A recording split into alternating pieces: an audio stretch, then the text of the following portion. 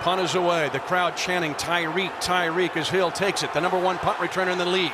At the 25, puts his foot in the ground. 35, 40. Gets a block midfield. Cuts it back 40, 30. Goodbye, Oakland. Tyreek Hill. 10-5. Touchdown. Kansas City. That was one of my favorite moments in Chiefs history and definitely one of the top moments in the history of this great rivalry.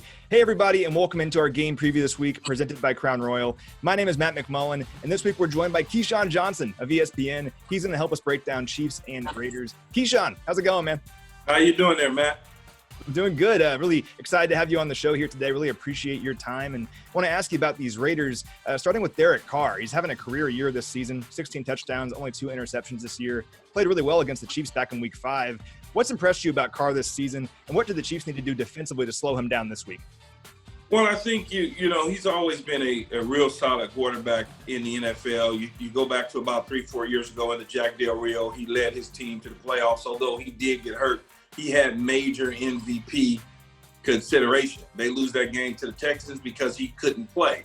And then you look a couple years later, they fire Jack Del Rio, they bring in John Gruden.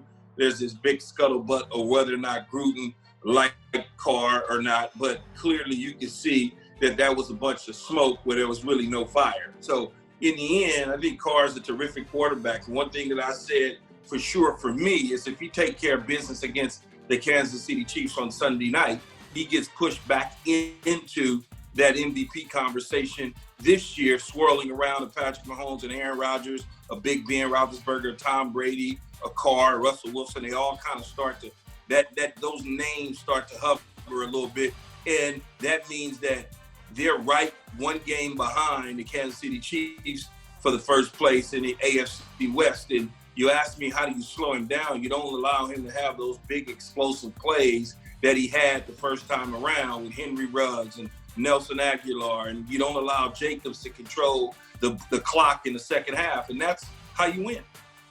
Yeah, the Raiders had 3 touchdowns in a span of 9 plays in the second quarter in that game, all big plays to guys like Henry Ruggs, Nelson Aguilar, like you were saying. So Chiefs definitely need to contain those big plays on Sunday to hopefully get a win here in Week 11. Now, speaking of quarterbacks, Chiefs have a pretty good one too in Patrick Mahomes. He's having an MVP caliber season, 25 touchdowns, just 1 interception on the year. What are you expecting from Mahomes in this one against these Raiders?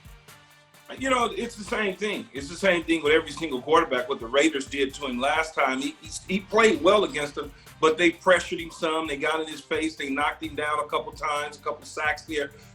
That's the thing. But he's going to beat Patrick Mahomes. He's that guy. You don't have to worry about him.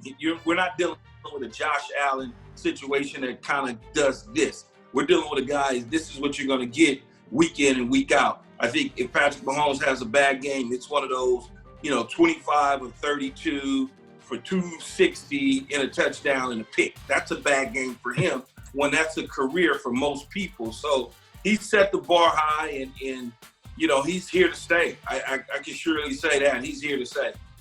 Yeah, you're right. Patrick Mahomes is the only player in NFL history to throw for 370 yards, 4 touchdowns, and no interceptions in back-to-back games. Did that in the 2 games before the bye. I would love to see another one here against the Raiders on Sunday Night Football. Now, sticking on offense, I'm curious, Keyshawn, is there a matchup on the Chiefs' offense against the Raiders' defense you're interested in watching on Sunday?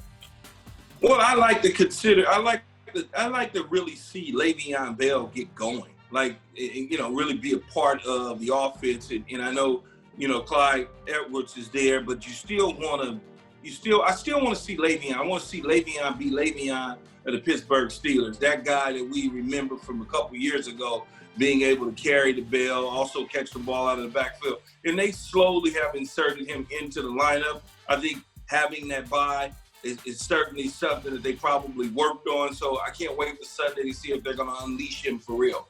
That's a good point. I'm curious to see what he can do. It's tough to join a team mid-season, so having that bye week probably really helped learning the playbook and getting comfortable with this offense. Can't wait to see what he can do against the Raiders on Sunday. Great stuff. Really appreciate your time, man. Thanks so much. You can catch him on ESPN and ESPN Radio. Keyshawn, really appreciate it, man.